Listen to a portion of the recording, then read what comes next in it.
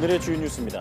정부가 코로나19 하루 확진자가 7천 명이 나와도 대응할 수 있도록 수도권에 병상 확보 행정명령을 발동했습니다. 또 앞으로 병상을 꾸준히 확충해 하루 10,000명의 환자가 발생해도 감당할 수 있는 수준을 갖추겠다고 설명했습니다. 단계적 일상회복으로 조기 전환한 유럽이 코로나19 대유행의 중심지가 됐습니다. 세계보건기구는 내년 1월까지 50만 명의 사망자가 더 발생할 수 있다고 경고했습니다. 영국이 세계 최초로 먹는 알약 형태의 코로나19 치료제 사용을 승인했습니다. 영국 정부는 18세 이상 경증과 중등증 이상의 환자에게 복용을 허용했습니다. 정부가 최근 품귀 현상을 빚는 요소수 대란에 대응하기 위해 산업용 요소수를 차량용으로 전환할 수 있는지 검토하기로 했습니다. 또 산업용 요소수를 차량에 적용할 경우 대기 환경과 국민 건강에 미치는 영향 등을 검토해 이달 셋째 주 초에 결과를 발표할 계획입니다. 유엔 기후변화협약 당사국 총회에서 우리나라 등 40여 개 나라가 석탄 발전을 단계적으로 폐지하는 데 합의했습니다. 하지만 미국과 중국, 인도 등 석탄 소비량이 큰 주요 국가들은 합의에 대거 불참했습니다.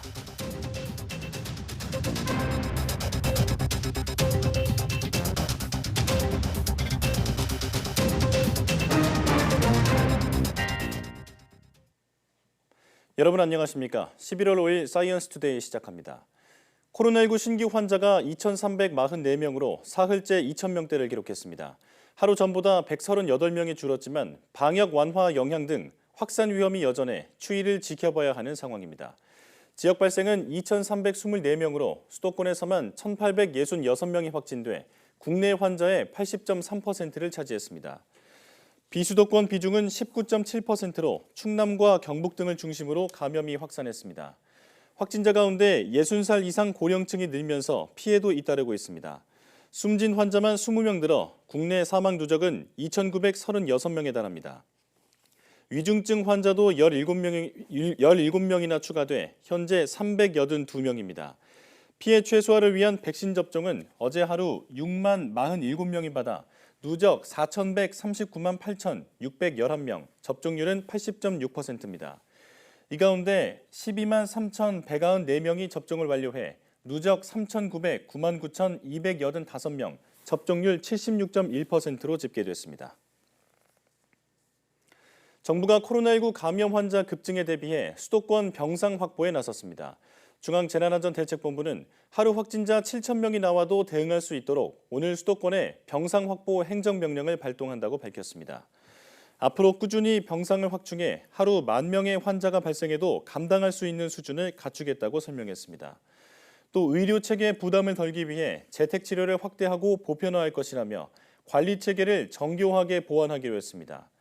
현재 운영 실태를 전면 재점검해 대상자 선정과 건강 상태 모니터링, 비상 상황 발생 때 이송 체계까지 빈틈 없도록 해 재택치료자가 중증 사망까지 진행되는 일이 없도록 하겠다는 겁니다. 한편 정부는 일상 회복 초기부터 빠르게 환자가 늘고 있다며 마스크 착용과 주기적 환기, 적극적인 진단 검사를 거듭 당부했습니다. 전체 확진 규모의 절반을 차지하는 청소년과 고령층 감염 차단을 위해 백신 접종 완료와 추가 접종을 강조했습니다. 코로나19 백신을 맞은 16살에서 19살 청소년 가운데 심근염과 심낭염 진단 21건이 인정됐습니다. 코로나19 예방접종 대응 추진단은 지난 7월 19일부터 10월 28일까지 화이자 백신을 맞은 16살에서 19살 청소년 210만 명 가운데 심근염, 심낭염 의심 신고 사례가 54건에 달했다고 밝혔습니다. 이 가운데 44건에 대해 전문가 자문단이 진단 정확성을 검토한 결과 21건이 심근염과 심낭염으로 확인됐다고 설명했습니다. 이에 해당하는 16살에서 19살 접종자는 합병증 없이 모두 회복한 것으로 확인됐습니다. 현재까지 예방접종은 7,839만 건이 이뤄졌는데 이상 반응으로 신고된 사례는 35만 3,535건, 신고율은 0.45%입니다. 일상회복 1단계가 시행된 가운데 관객 수천 명 규모의 대형 공연이 잇따라 열립니다. 오늘부터 관객 2,000명 안팎의 자라섬 재즈 페스티벌이 정부 승인을 받아 열리는 가운데 오는 14일에는 정부 주최로 3,000명 규모의 K-팝 공연이 열립니다. 문화체육관광부와 한국국제문화교류진흥원은 한국문화축제 프로그램의 일환으로 오는 14일 경기도 고양시 킨텍스에서 관객 3,000명 규모의 2021 월드 K-팝 콘서트를 엽니다. 이번 콘서트에는 NCT 드림, 에스파, 있지, 샤이니 키, 펜타곤, 브레이브걸스, 로꼬, 사이먼 도미닉 등 K-팝을 대표하는 가수들이 총 출동할 예정입니다. 현행 방역 지침은 정식 공연장이 아닌 경우 500명 이상 규모의 공연을 진행하려면 정부 승인을 받아야 합니다. 최근 요소수 품귀 현상이 이어지면서 웃돈을 주고라도 요소수를 구하려는 화물차 기사들이 많은데요. 이를 악용해서 온 오프라인에서 허위 판매나 사기 피해가 잇따르고 있습니다. 어떤 점을 주의해야 하는지 김철희 기자가 보도합니다. 온라인 쇼핑몰 사이트에서 가장 인기 있는 제품 목록 대부분을 요소수가 차지했습니다. 가격대는 10리터에 2, 3만 원대. 평상시보다 몇 배 비싼 가격이지만 오프라인과 비교하면 4분의 1 수준에 불과한데 이마저도 대부분 믿을 만한 상품인 건 아닙니다.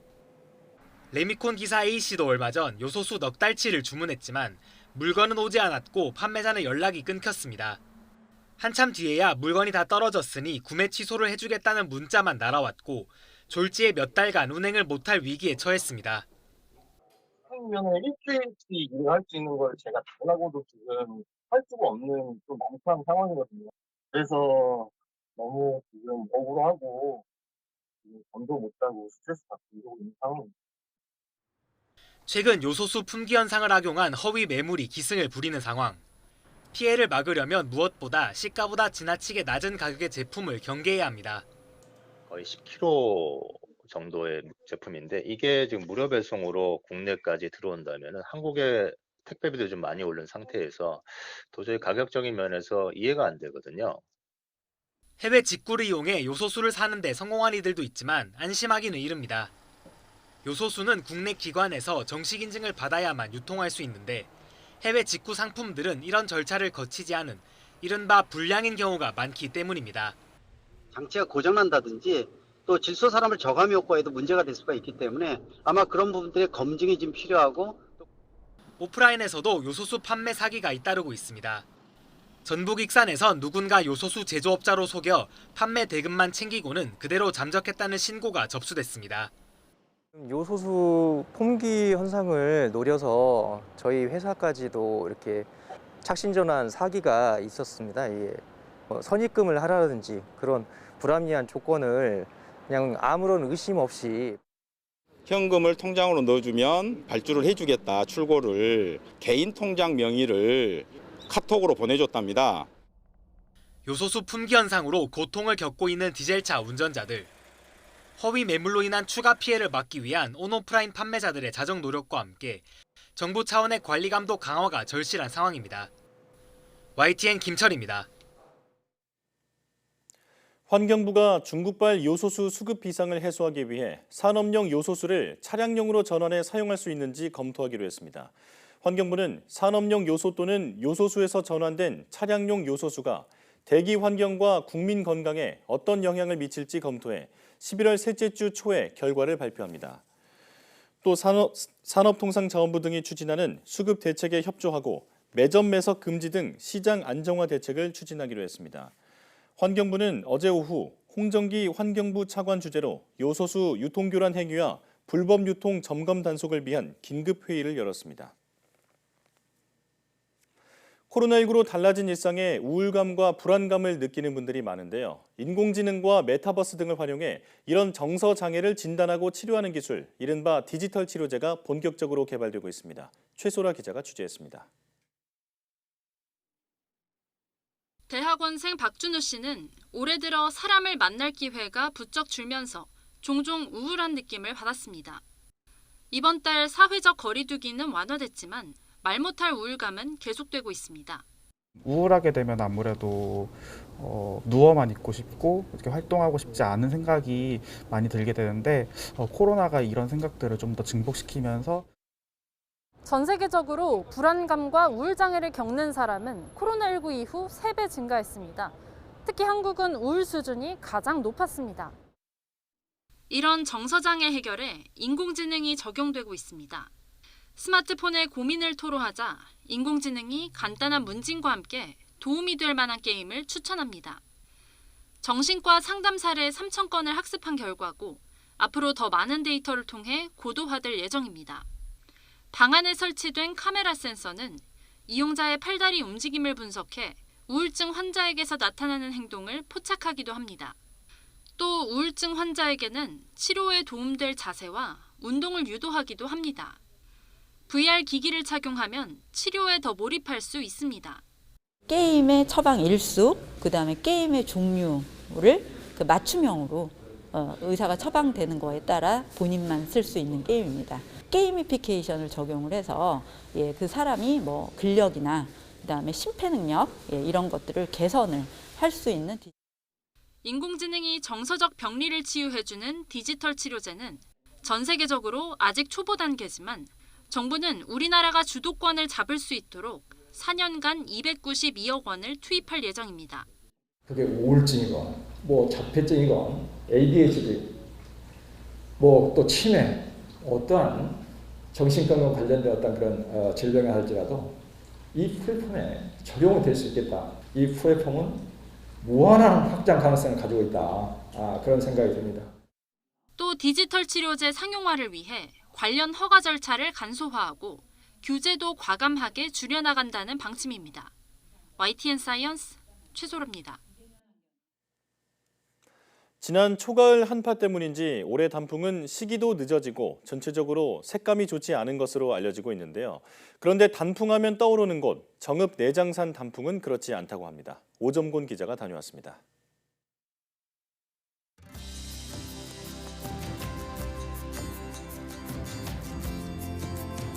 단풍이 절정을 향해 치닫고 있는 정읍 내장산. 내장산은 그래도 괜찮대라는 말을 어디서 들었는지 평일 낮인데도 탐방객들이 끊임없이 이어집니다. 진입로부터 차량이 막힐 정도입니다. 내장산이 단풍이 너무 이뻐가지고 사람들이 많이 와요. 네. 그래서 주말에는 올 수가 없어요. 저희는 가까우니까.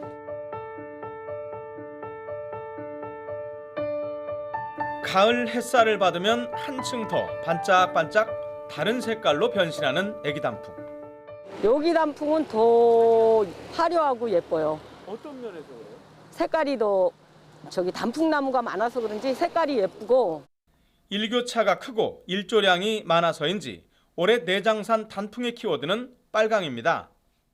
내장산 안쪽에 있는 이 단풍나무는 조금 더 특별합니다. 나무의 크기도 정말 크지만요. 나무의 수령, 그러니까 나이가 정말 오래됐습니다. 290년 된 단풍나무. 단풍나무 한 그루로는 처음으로 지난 8월 천연 기념물로 지정됐습니다.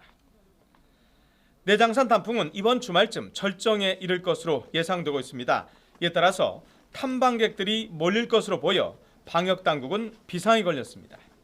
아무래도 유독 코로나 때문에 많은 분들이 내장을 찾으실 것 같은데 거기에 대응해서 우리도 임시 선별소를 설치하고 방역에 최선을 다하고 있습니다.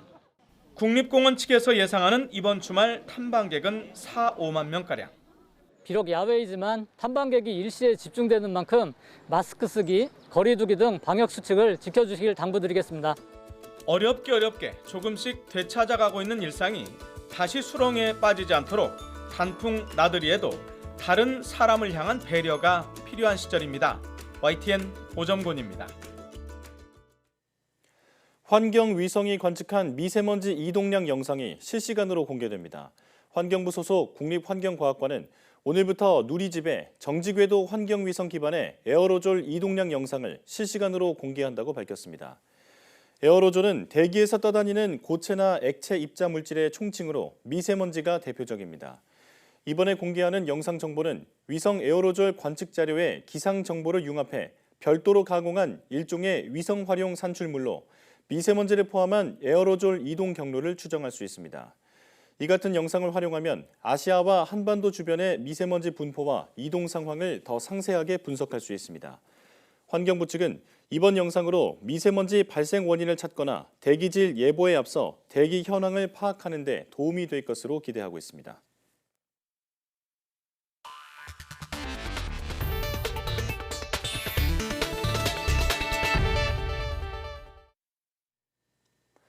지난 여름부터 위드 코로나 일상 회복에 들어간 유럽이 코로나19 팬데믹의 중심지가 됐습니다. 확진자 수가 다시 기록적인 수준에 근접하기 시작했는데 세계보건기구는 내년 1월까지 50만 명의 사망자가 더 발생할 수 있다고 경고했습니다. 강성욱 기자가 보도합니다. 지난 3일 기준 독일의 코로나19 신규 확진자는 3만 4천 명 가까이 발생해 역대 최다를 기록했습니다. 코로나19 유행이 정점이었던 지난해 12월 18일 3만 3,700여 명보다 더 많은 수치입니다. 하루 사망자도 165명에 달할 정도로 위중증 환자도 크게 늘었습니다. 상대적으로 일찍 위드 코로나로 전환한 유럽의 심각성은 세계보건기구의 통계에서도 여실히 드러나고 있습니다. 유럽 지역의 지난 한 주간 신규 확진자는 180만 명, 전주보다 6% 증가했고 주간 사망자는 2만 4천 명으로 전주보다 12% 늘었습니다. 최근 일주일간 전 세계 확진자는 전주 대비 3% 증가했지만 유럽은 그 2배를 기록한 것입니다. COVID-19 cases are once again approaching record levels, with the more transmissible Delta variant continuing to dominate transmission across Europe and Central Asia. WHO는 유럽을 러시아와 중앙아시아 일부 국가를 포함해 53개국으로 분류하고 있습니다. WHO는 방역 조치 완화와 일부 지역의 낮은 백신 접종률 때문에 유럽이 팬데믹의 중심지가 됐다고 우려했습니다. 특히 23개 국가는 방역 대책을 강화하고 있지만 7개 국가는 느슨한 체계를 유지하고 있다고 꼬집었습니다. According to one reliable projection, if we stay on this trajectory, we could see another 500,000 COVID-19 deaths in Europe and Central Asia by the 1st of February next year. WHO는 비극적인 결과를 예방하기 위해 유럽 각국 정부가 보다 강력한 방역 대책으로의 태세 전환이 시급하다고 촉구했습니다. YTN 강성욱입니다. 영국이 세계 최초로 먹는 코로나19 치료제 사용을 조건부 승인했습니다. 이번 조치가 미 식품의약국의 같은 치료제 긴급 승인 심사에도 긍정적 영향을 미칠 것으로 보입니다. 이종수 기자입니다. 영국 정부가 세계 최초로 미국 제약사 머크 MSD가 개발한 먹는 코로나19 치료제 사용을 조건부 승인했다고 AP통신이 보도했습니다. 이번에 승인된 먹는 코로나19 치료제는 몰루피라비르입니다. 영국 정부는 코로나19 양성 판정을 받은 18세 이상 환자에게 몰루피라비르를 복용하도록 권고했습니다. 몰루피라비르를 복용하려면 코로나19 증상이 시작된 지 5일 이내이고 경증 또는 중등 증상을 보여야 합니다. 또한 비만이나 심장질환 등 위험 요소도 한 가지 이상 갖고 있어야 합니다. 몰루피라비르가 언제부터 의료 현장에 공급될지는 알려지지 않았습니다. MSD는 올해 안에 1,000만 명분의 몰루피라비르를 생산할 계획입니다. 내년에는 생산량을 2배 이상 늘릴 계획입니다. 세계 각국 정부는 올해 생산량의 대다수를 이미 구매했습니다. MSD는 지난달 코로나19 확진자 775명을 대상으로 한 3상 임상시험 결과 몰루피라비르가 입원율과 사망률을 절반 가까이 낮추는 효과를 보였다고 밝혔습니다. Indeed, this is an interesting development, and we yet have to see the full data about it. If it holds true, then it is another weapon. 미 식품의약국 FDA는 오는 30일 몰루피라비르 긴급 사용 승인 외부 자문단 회의를 열 예정입니다. 영국 정부의 이번 승인이 FDA의 긴급 사용 승인 심사에도 긍정적 영향을 미칠 것으로 로이터 통신은 전망했습니다. YTN 종수입니다. 미국 질병통제예방센터 CDC는 2번 접종하는 화이자의 코로나19 백신을 맞는 도중에 12살을 넘길 경우 2회차 접종 때만 성인 투여량을 맞으라고 권고했습니다. CDC가 코로나19 백신 공식 지침을 이같이 수정했다고 CNN이 현지 시각 4일 보도했습니다. 미국에서는 최근 5세에서 11세 어린이에게도 화이자의 코로나19 백신 접종이 승인됐으며 성인 투여량의 3분의 1인 10마이크로그램을 3주 간격을 두고 2차례 마치도록 했습니다. CDC는 1차와 2차 접종 사이에 생일을 맞아 12살이 된 어린이의 경우 1차 때는 10마이크로그램을, 2차 때는 30마이크로그램을 접종하라고 권고했습니다. CDC는 다만 2회 접종 도중 12살을 넘겼는데도 2차 때 10마이크로그램 용량을 맞더라도 여전히 백신 접종을 마친 것으로 간주하겠다고 덧붙였습니다. 조 바이든 미국 행정부는 현지 시간 4일 100인 이상 민간 사업장에 코로나19 백신 접종을 의무화했습니다. 연방 공무원과 정부 하청업체 직원에 이어 민간 기업으로도 백신 의무화를 확대한 것이지만 일부 주 정부 정책과 충돌해 법적 분쟁을 빚을 것으로 보입니다. AP통신 등에 따르면 미 직업안전보건청은 100명 이상의 직원을 둔 민간 사업장에 대해 내년 1월 4일까지 직원의 백신 접종을 끝내도록 했습니다. 백신을 접종하지 않을 경우 매주 코로나19 검사를 받고 업무 중 마스크를 착용하도록 했습니다. 이 규정을 어기면 위반 한 건당 14,000달러, 우리 돈 1,600만 원의 벌금이 부과됩니다. 새 규정은 미국 노동자 8,400만 명에게 적용될 예정입니다. 영국에서 열리고 있는 UN 기후변화협약 당사국 총회에서 우리나라 등 40여 개 나라가 석탄 발전을 단계적으로 폐지하겠다는 성명을 발표했습니다. 하지만 미국과 중국, 인도 등 석탄 소비량이 큰 주요 국가들이 합의에 대거 불참한 것은 한계라는 지적이 나옵니다. 김원배 기자가 보도합니다.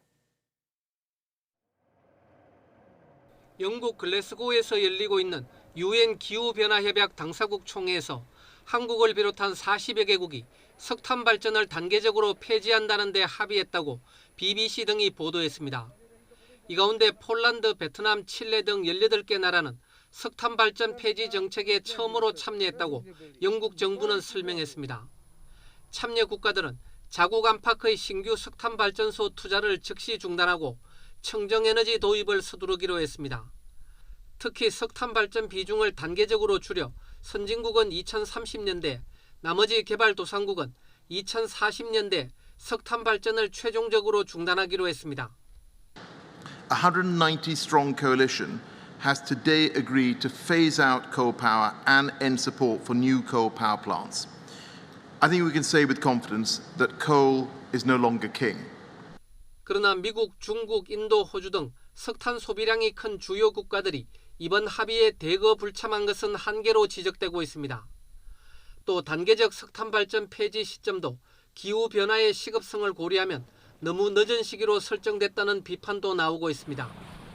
이와 함께 미국 등 20여 개국은 탄소 저감 장치가 갖춰지지 않은 해외 화석연료 사업에 내년 말까지 공적 금융 지원을 중단하기로 약속했습니다. 여기엔 이산화탄소 배출을 막는 기술이 적용되지 않은 석탄, 석유, 천연가스 사업이 모두 포함되지만 제한적으로 예외는 인정됩니다. 미국은 이 서약에는 참여했지만 우리나라와 중국, 일본, 스페인은 서명하지 않았습니다. YTN 김원배입니다. 미국의 유력 신문 뉴욕타임스가 한국이 BTS에서 오징어 게임까지 전 세계를 강타하는 문화 콘텐츠를 만드는 강국으로 자리매김하게 된 배경을 조명했습니다. 뉴욕타임스는 현지 시간 3일 BTS에서 오징어 게임까지 한국은 어떻게 문화계 거물이 됐나라는 제목의 기사에서 한국의 문화 콘텐츠 산업의 발전 배경을 분석했습니다. 신문은 한국의 문화 상품 생산이 주요 수출품인 반도체보다 아주 적지만 한국은 가늠하기 어려울 정도로 큰 영향력을 갖게 됐다며 지난 9월 영국 옥스퍼드 영어사전은 한류 등 한국 문화 관련 단어 26개를 새로 실었다고 전했습니다. 뉴욕타임스는 한국이 제조기술 개발을 위해 과거 일본과 미국을 벤치마킹했던 것처럼 문화 콘텐츠 제작자들은 수년 동안 헐리우드나 다른 엔터테인먼트 중심지에 대해 공부했고 도입한 기술에 한국만의 감성을 더했다고 평가했습니다. 일론 머스크 테슬라 CEO와 우주 개발 경쟁을 하고 있는 아마존 창업자 제프 베이조스가 달 착륙선 수주를 놓고 미국 항공우주국 나사를 상대로 낸 소송에서 졌습니다. 나사는 당초 3조 4천억 원 규모의 달 착륙선 개발 사업자를 2개 선정하기로 했다가 예산 부족으로 지난 4월 일론 머스크의 스페이스 X만 선정했고 베이조스가 이끄는 블루 오리진이 이에 불복해 소송을 냈지만 미국 연방청구법원이 기각했습니다. 베이조스는 트위터에 법원의 판단을 존중한다며 항소 포기 의사를 밝혔고 머스크는 당신은 심판받았다는 문구가 적힌 영화 사진을 트위터에 올렸습니다.